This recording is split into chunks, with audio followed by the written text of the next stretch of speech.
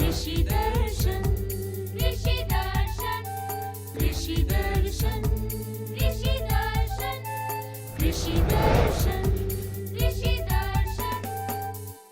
कृषि दर्शन कार्यक्रम में आप सभी किसान भाई बहनों का स्वागत है। झुमकी बहन का जोहार। और साथ ही साथ गंदरू भाई की तरफ से भी किसान भाइयों को नमस्कार। जी हाँ चलिए आपको लिए चलते हैं कृषि समाचार की ओर, जिसका आपको बेहद इंतजार रहता है। नमस्कार, कृषि समाचार में आपका स्वागत है। मैं हूँ पूनम। आइए देखते हैं आज कृषि समाचार में क्या है खास। लातेहार में होगा दुधारू पशु प्रबंधन प्रशिक्षण और बछिया पालन एवं पशु पोषण प्रशिक्षण कार्यक्रम का आयोजन। चानो में हुआ खरीफ कार्यशाला का आयोजन। बरसाती भिंडी के बेहतर उत्पादन के लिए लगाए उन्नत प्रभेद वर्षा उपहार। अब समाचार विस्तार से। लातेहार जिला गव्य विकास कार्यालय की ओर से दुधारू पशु प्रबंधन प्रशिक्षण और बछिया पालन एवं पशु पोषण प्रशिक्षण कार्यक्रम चलाया जा रहा है।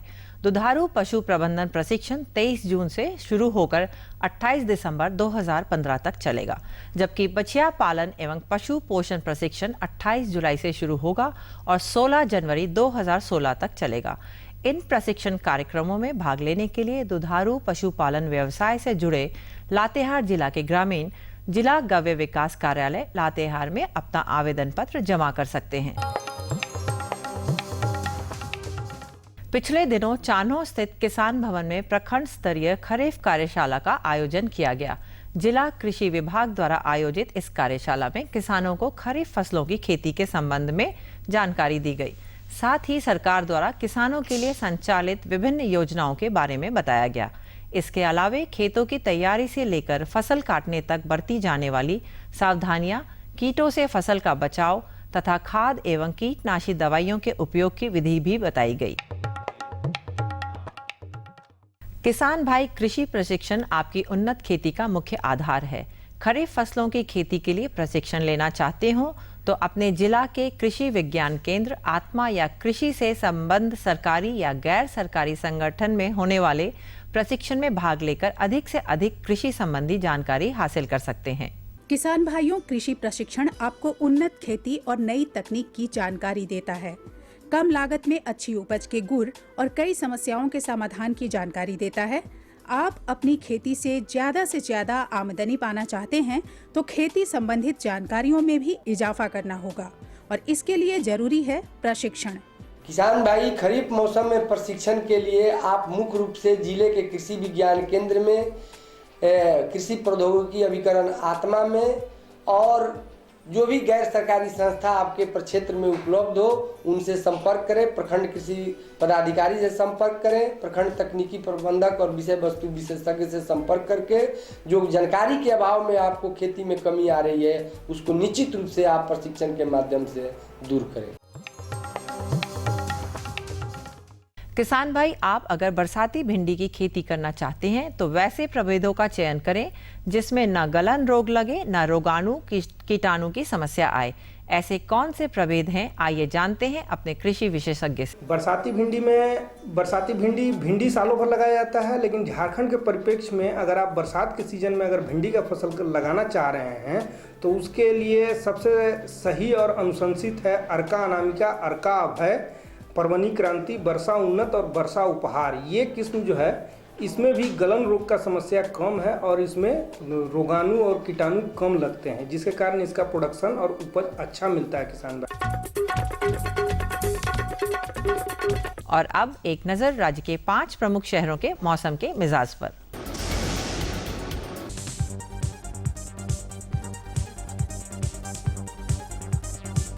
आज राज्य के 5 प्रमुख नगरों के अधिकतम और न्यूनतम तापमान कुछ इस प्रकार दर्ज किए गए। रांची का अधिकतम तापमान 31 डिग्री सेल्सियस और न्यूनतम 23 डिग्री सेल्सियस। जमशेदपुर का अधिकतम तापमान 31 डिग्री सेल्सियस और न्यूनतम 26 डिग्री सेल्सियस।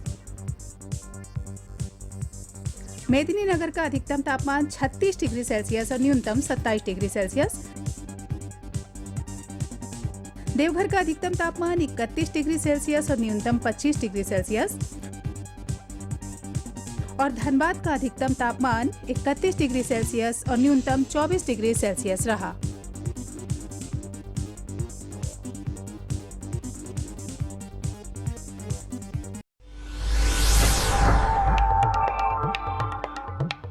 और अब मंडी भाव में आइए नजर डालते हैं अनाजों के भाव पर। आज कृषि उत्पाद बाजार समिति पंडरा रांची में विभिन्न खाद्यान्नों के थोक भाव कुछ इस प्रकार दर्ज किए गए। चावल मोटा 2000 रुपए से 2300 रुपए, चावल मध्यम 2400 रुपए से 2700 रुपए, चावल उत्तम 3700 रुपए से 4500 रुपए, गेहूं 1650 रुपए से 1850 रुपए, चना 3150 रुपए से 3350 रुपए, दाल अरहर 6800 रुपए से 7400 रुपए, दाल मसूर 6600 रुपए से 7200 रुपए, दाल चना 3800 रुपए से 4100 रुपए, सरसों तेल 8500 रुपए से 9500 रुपए, चीनी 3100 रुपए से 3300 रुपए, आलू 800 रुपए से 1300 रुपए और प्याज 1500 रुपए से 1700 रुपए प्रति क्विंटल रहा। कृषि समाचार में आज इतना ही। अगले दिन अगले अंक में फिर मुलाकात होगी कुछ ताज़ा तरीन खबरों के साथ। तब तक के लिए दीजिए इजाजत। नमस्कार, जोहार। खुशबू की फुहार में, स्वाद की बहार में, तरक्की की तानों में, खिलती मुस्कानों में, हरे भरे पौधों में, बड़े बड़े सौदों में, मधुर भिनभिनाहट में, खुशियों की आहट में। NHM बागवानी मिशन, हमारी चाहत आपकी मुस्कुराहट। विराम के बाद एक बार फिर से स्वागत है आप सभी किसान भाई बहनों का, साथ ही साथ स्वागत है आपके और हमारे प्यारे कारू दादा का। जोहार कारू दादा। जोहार दादा, जोहार जोहार जोहार जोहार। और सुनाइए दादा, क्या हाल चाल है? सब ठीक ठाक है। इस बार सबसे बड़ा बात है कि समूह में जो काम किया जाता है उसकी सफलता अपार होती है। बिल्कुल सही बात है, बिल्कुल सही बात है। उसी तरह से खूंटी जिला के रनिया प्रखंड में महिलाओं के द्वारा स्वयं सहायता समूह से जो लाह का उत्पादन किया जा रहा है, उसके द्वारा जो उनका विकास हो रहा है, उस पर आज हम एक बात करें। बात तो होगी। हम किसान भाइयों से ये भी कहना चाहेंगे कि भाई झारखंड में जो लाह का उत्पादन है वो बड़े पैमाने पर होता है। बिल्कुल होता है। और यहाँ से लाह दूसरे राज्यों को भेजा जाता है। दूसरे राज्यों के ही नहीं, आप आज जो ये जो फैशन का युग है, इसमें जो पेरिस में जो फैशन से संबंधित चाहे लिपस्टिक हो और भी चीजें, वो झारखंड के लाह से बनती है। बिल्कुल, सौंदर्य प्रसाधन जो सामग्रियां लाह से निर्मित होती हैं उसमें झारखंड का बहुत ही महत्वपूर्ण योगदान है। लेकिन हम किसान भाइयों से कहना चाहेंगे कि किसान भाइयों, आप लाह का उत्पादन करते हैं, बड़े पैमाने पर लाह का उत्पादन करते हैं, लेकिन आपको उसका मूल्य नहीं मिल पाता है। और ऐसे में अगर लाह का उत्पादन करके हम उसका मूल्यवर्धन करें, उस लाह के उत्पादन के साथ हम अपने आप को जोड़ लें, और जो आप सौंदर्य प्रसाधन की बात कर रहे हैं, तरह तरह के और उससे बहुत सी चीज़ों का निर्माण होता है, अगर उनसे हम जुड़ जाएं तो निश्चित रूप से वही लाभ हमें आर्थिक रूप से समृद्ध बना सकता है। और यही काम आप जो रनिया प्रखंड की बात कर रहे हैं, वहाँ की महिलाएं कर रही हैं और उनका सर्वांगीण विकास हो रहा है। चलिए इसी पर हम एक कार्यक्रम देखते हैं। किसान भाइयों, अगर आपके हौसले बुलंद हैं तो आपके सपनों को साकार होने से कोई नहीं रोक सकता। ये हम अक्सर आपसे कहते हैं, लेकिन आज हम आपको इसका जीता जागता उदाहरण दिखाएंगे। आज हम हैं बघिया गांव में, जो कि रनिया प्रखंड में है, खूंटी जिला में। आज यहाँ पे हम आपको दिखाएंगे कि किस तरह से महिला सहायता समूह आपस में मिलकर लाह की खेती कर रही हैं और उनके साथ साथ और भी लोग जुड़े हुए हैं। उन्होंने यहाँ के अनुपजाऊ भूमि जो वन क्षेत्र है उसमें लाह की खेती करी, उसके प्रोसेसिंग यूनिट के लिए भी वो प्रयास कर रही हैं और इसको बेचकर, जो पहले खेती पर निर्भर करती थी, अब लाह को बेचकर वो आत्मनिर्भर बन रही हैं और लोगों को भी प्रेरणा दे रही हैं लाह की खेती करने के लिए। तो आइए इस पे देखते हैं एक फीचर और जानते हैं किस तरह से वो इस क्षेत्र में आगे बढ़ रही हैं।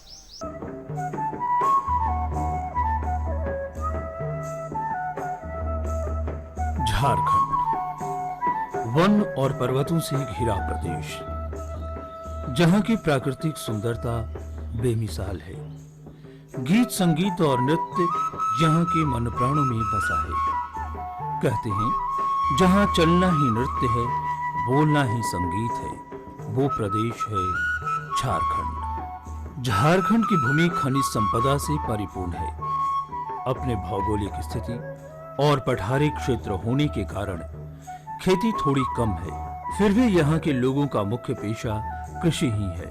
वन उत्पादों की भी बहुलता है। उसी वन उत्पाद में एक है लाह। लाह उत्पादन के मामले में झारखंड अव्वल राज्य है। यहाँ से लाह का निर्यात किया जाता है। लाह के इस उत्पादन को और बढ़ाकर लोगों की आर्थिक स्थिति को और मजबूत बनाने के उद्देश्य से किसानों को लाह की खेती के लिए प्रेरित किया जा रहा है। भारतीय राल एवं गोंद संस्थान इसके लिए काफी प्रयास कर रही है। झारखंड प्रदेश का खूंटी जिला लाह उत्पादन के लिए जाना जाता है। खूंटी जिले का रनिया और तोरपा क्षेत्र के गांवों के किसान बड़े पैमाने पर लाह का उत्पादन कर रहे हैं। इस क्षेत्र में भारतीय राल एवं गोंद संस्थान के अधिकारी एक गांव में पहुंचे तो यहाँ के किसानों ने उनका स्वागत परंपरागत तरीके से ढोल, मांदर, संगीत और गीत के साथ किया।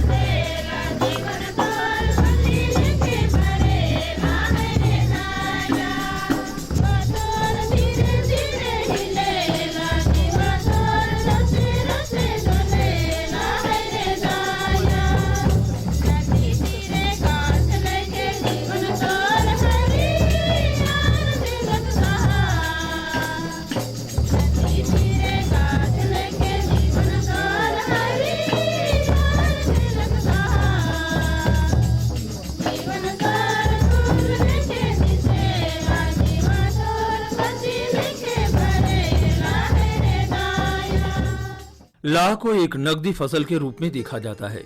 अगर वैज्ञानिक तरीके से लाह का उत्पादन किया जाए तो इसकी खेती से 4 गुना कमाई होती है। साल में इससे 2 फसलें ली जाती हैं। लाह की अगर वैज्ञानिक खेती की जाए तो यह जीविकोपार्जन का एक महत्वपूर्ण और स्वतंत्र साधन बन सकता है।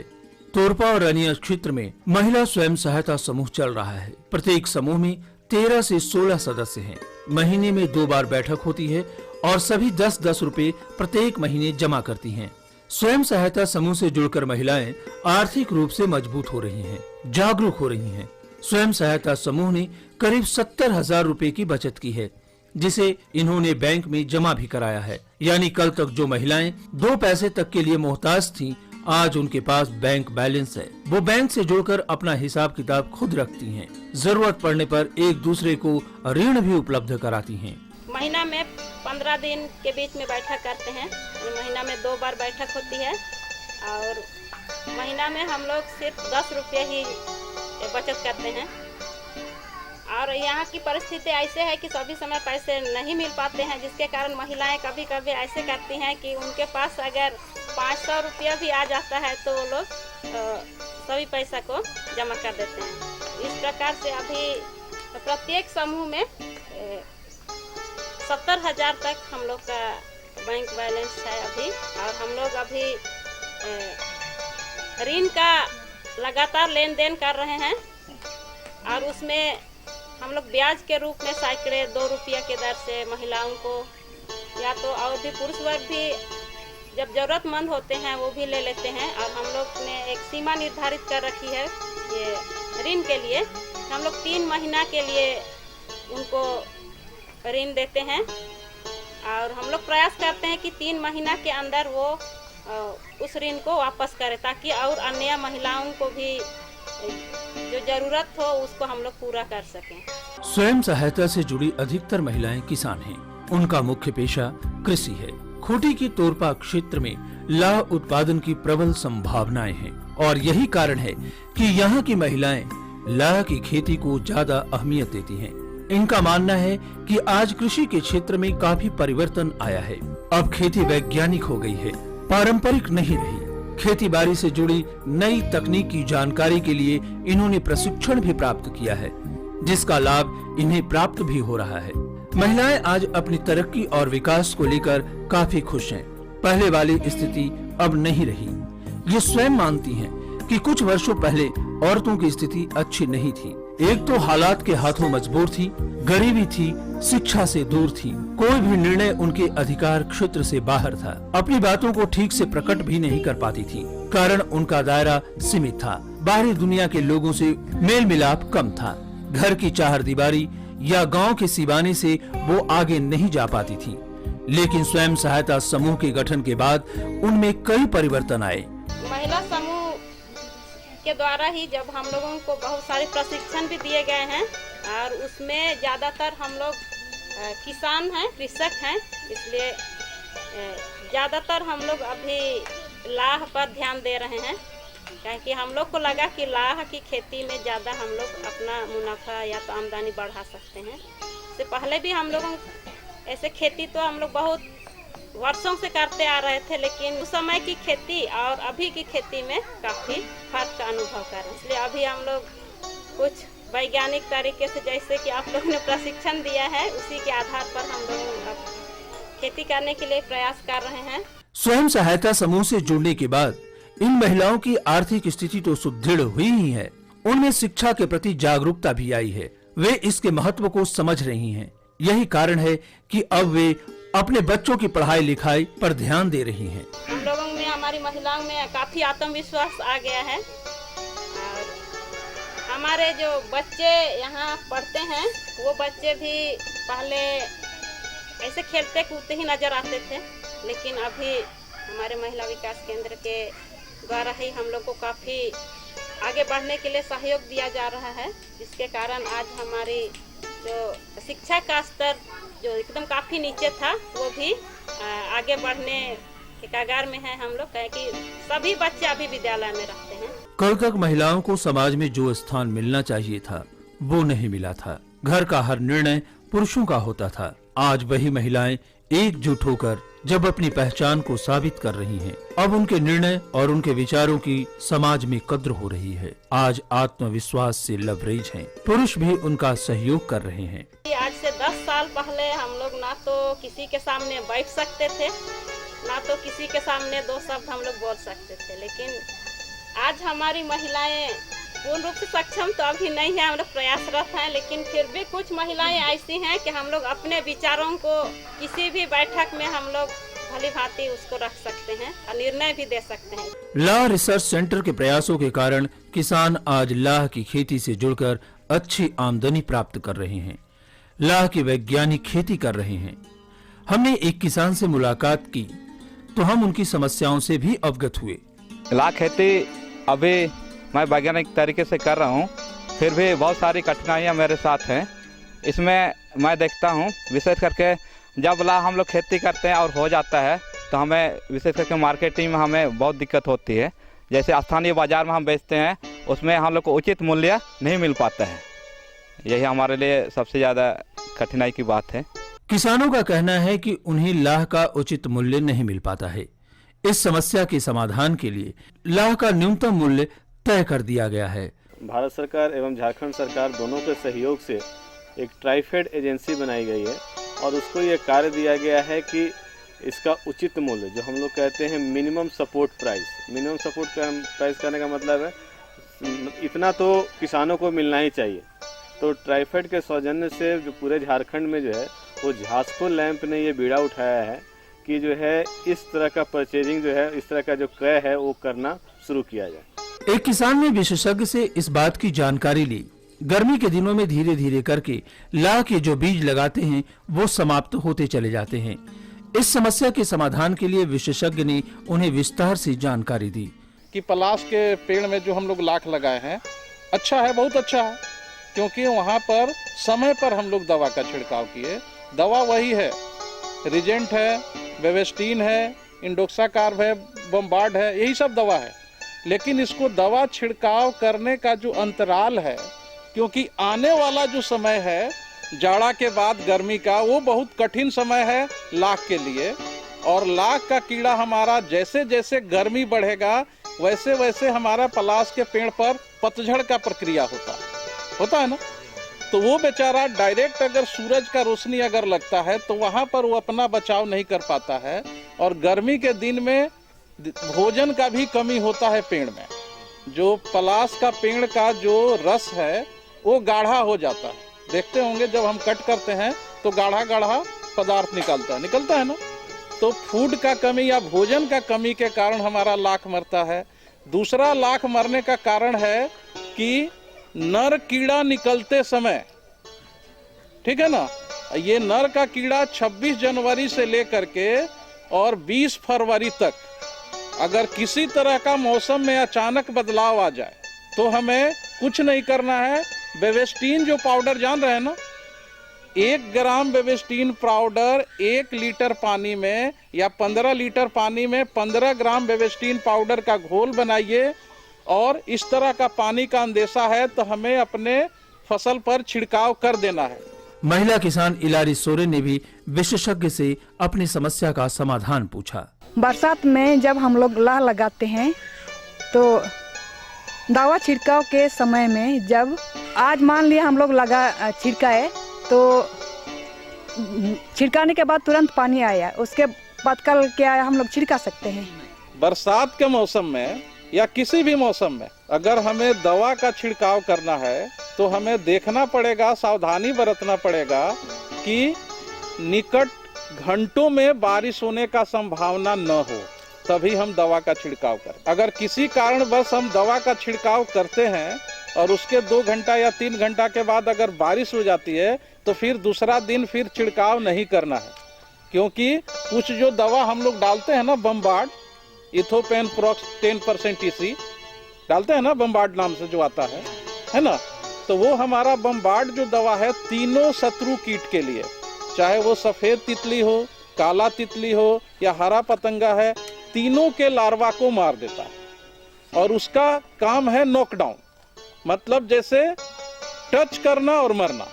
बरसात के 1 घंटा पहले भी अगर दवा का छिड़काव किया गया है तो वो पूरा अपना काम कर देता है, हमारा जो शत्रु कीट है वो मर जाता है और हमारा फसल सुरक्षित हो जाता है। विशेषज्ञ महोदय ने लाह की खेती करने वाले कई किसानों की समस्याओं को सुना और उनके समाधान के उपाय भी बताए। और तकलीफ यही है कि अभी जो आप बताए हैं कि वही गर्मी के मौसम में बैर गच में ला नहीं टिकता है। मतिन जी, जो आपकी समस्या है उस समस्या के समाधान के लिए, जैसे आप कह रहे हैं कुसुम का पेड़ है, आपकी उम्र ज़्यादा हो गई है, पेड़ पे चढ़ नहीं पाते, तो इसके लिए बड़ा अच्छा है, जैसा कि बताया गया कि एक बेर का ऑप्शन है और दूसरा ऑप्शन एक नया प्लांट आया है जो सेमिया लता हम लोग कहते हैं, और सेमिया लता पे अच्छी खेती होती है। या तो अगर आपके पास सेमिया लता है तो आप उस पर खेती कर सकते हैं, क्योंकि उसकी हाइट बहुत कम होती है, करीब करीब 5 से 6 फीट मैक्सिमम जाता है, तो उस पे भी आप एक जो पौधा है उस पे भी आप उस पे बिहन लाख लगा करके और खेती कर सकते हैं। विशेषकर तो इधर दवा सब नहीं मिल पाती है, इस कारण हम लोग छिड़काव नहीं कर पाते हैं, बाज़ार में नहीं मिल पाती है। और दूसरी समस्या कि इधर जब कुहासा आ जाता है तो बहुत लाश सब मरने लगते हैं। कि गर्मी के दिन में किसी भी तरह से अगर बेर पर हम लाख का खेती करना चाहें और खासकर कुसमी का, तो किसी भी हालत में संभव नहीं है, क्योंकि बेर में जो पतझड़ होता है वो आपको मई के महीना में होता है ना, और मई के महीना में यहाँ हमारा झारखंड में प्रचंड गर्मी पड़ता है और पूरा का पूरा पेड़ नंगा हो जाता है, और उस समय अगर डायरेक्ट सूरज का धूप हमारा लाख के पपड़ी के ऊपर पड़ेगा तो हमारा लाख का कीड़ा मर जाता है। तोरपा में लाह धुलाई मशीन लगा हुआ है जैसे चावरी बनाने के लिए, तो हम लोगों का यहाँ तो तोरपा से दूरी बहुत अधिक है और हम लोग वहाँ आने जाने में काफ़ी दिक्कतें होती हैं, कहीं कि आवागमन का साधन भी उतना उपलब्ध नहीं है यहाँ से। तो अगर संभव होने से यहाँ रनिया में भी अगर इस प्रकार की मशीन लग जाती तो हम लोग को, रनिया तो काफ़ी नज़दीक है हमारा, तो वहाँ हम लोग को लाह धुलाई यानी कि चावरी बनाने और उसको उचित मूल्य पर बेचने के लिए शायद काफ़ी सहूलियत होती। तो ऐसे नहीं हो सकता है क्या? लाह की खेती होने के बाद में हम लोगों ने एक अभी तोरपा महिला विकास केंद्र में हम लोगों ने लाह प्रोसेसिंग यूनिट लगाया है और रनिया ब्लॉक में हम लोग लगाने जा रहे हैं। तो उससे प्रोसेसिंग होने के बाद जो लाह का प्रोडक्ट, प्यूरिफाइड प्रोडक्ट होगा, वो अच्छे खासे दामों में मार्केट में मिल जाएगा। और जहाँ तक मार्केटिंग की व्यवस्था है, झास्को के द्वारा एक अलग से व्यवस्था की जा रही है और सरकार ने मिनिमम सपोर्ट प्राइस भी निर्धारित किया है। तो आने वाले समय में रनिया में, तोरपा में इस तरह के बिक्री क्रय केंद्र खुलेंगे और खुलने के बाद में वहाँ हम जो किसान हैं उन अपने उत्पाद को अच्छे दामों में बेच सकते हैं। महिला समूह का गठन का उद्देश्य एक तो समाज के विकास में महिलाओं की भागीदारी सुनिश्चित करना है, दूसरी जो सबसे महत्वपूर्ण बात है वो ये है कि जीविकोपार्जन से उन्हें जोड़ना और उन्हें सशक्त बनाना है। आज खूंटी जिले के कई गांव में महिला स्वयं सहायता समूह चल रहा है, जिससे 400 से भी अधिक ग्रामीण परिवार लाभान्वित हुए हैं। इन्हें लाख उत्पादन से जोड़कर आर्थिक रूप से समृद्ध बनाया जा रहा है। और 20 साल से हम लोग देख रहे हैं कि लाइवलीहुड का मुद्दा बहुत बड़ा है, लेकिन यहाँ बहुत सारी संपत्ति है, धन संसाधन तो है। गए 3 साल से हम लोग डिस्ट्रिक्ट इनोवेटिव फंड से जुड़े हैं और IINRG का टेक्निकल सपोर्ट ऐसे मिल के 16 गांव में 35 महिलाओं के जो ग्रुप है उससे 400 से भी अधिक परिवार को बहुत अच्छी तरह से लाइवलीहुड में लाया है और उनका इनकम में बहुत अच्छी तरह से बढ़ाई हुई है। हम लोगों ने अप्रोच ऐसा रखा कि स्वयं सहायता ग्रुप तो है, हम लोगों के हमेशा मीटिंग वहाँ होती रहती है, महिलाओं के संपर्क में हम रहते ही हैं, लेकिन इस 3 साल से हम लोग घर की महिला और घर का पुरुष दोनों को लेके काम कर रहे हैं। जब मीटिंग ले तो हम लोग दोनों को बुलाते हैं, जब कहाँ भेजना है एक्सपोजर ट्रिप के लिए तो दोनों को भेजते हैं, और बाद में जब गांव में उस का कुछ डिस्कशन करना है तो दोनों को साथ में लेके डिस्कशन कर रहे हैं। उस अप्रोच से ये हो रहा है कि पूरी फैमिली ला के काम में लगी है और उसमें से एक है कि दोनों निर्णय लेने के लिए सक्षम हुए, दोनों जन दोनों चीज़ों के लिए जानकारी जानते हैं, एक दूसरों को सहयोग भी बहुत अच्छा मिल रहा है। कोई काम जो महिला कर नहीं पा रही है पुरुष कर रहे, पुरुष नहीं कर पा रहे कर सकते हैं महिला करती है। धीरे धीरे भारतीय राल एवं गोंद संस्थान के प्रयासों के कारण यहाँ के किसान लाह की खेती से जुड़े, उन्हें प्रशिक्षण दिया गया, उनके लिए उन्हें बाजार उपलब्ध कराया गया, उन्हें योजनाओं की जानकारी दी गई।